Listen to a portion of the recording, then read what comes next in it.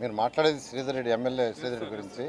శ్రీధర్ రెడ్డి గారు 3 సార్లు ఎమ్మెల్యే, చాలా అనుభవం ఉన్నవాడు, ప్రజల నాడి తెలిసినవాడు. ఒక్కసారిగా అది గెలిచింది, 3 సార్లు కంటిన్యూస్ గెలిచాడు.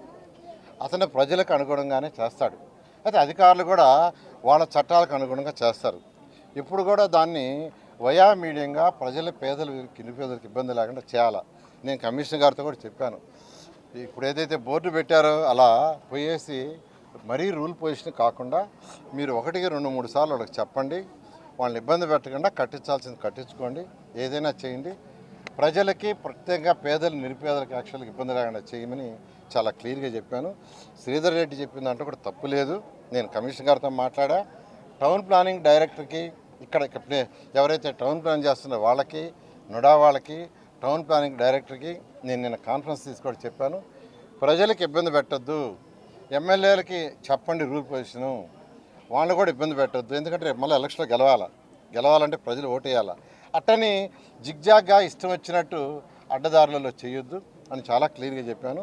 నేను శ్రీధర్ రెడ్డితో నిన్న కూడా మాట్లాడాను, ఇవాళ కూడా మాట్లాడుతున్నా. ఖచ్చితంగా ఆయనకున్న అనుభవం ప్రజల నాటి తెలుసు ఆయనకి.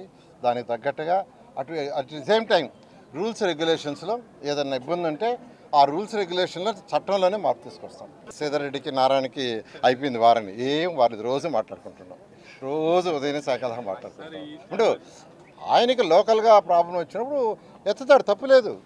175 మంది ఎమ్మెల్యేలు అంటే 175 ఎమ్మెల్యేలు నెక్స్ట్ టైం గెలవాలనుకుంటారు, ప్రజలకు అనుగుణంగా చేయాలనుకుంటారు. రూల్స్ రెగ్యులేషన్లో ఏదైనా తేడా వస్తే వాయిస్ రైజ్ చేస్తారు, తప్పులేదు.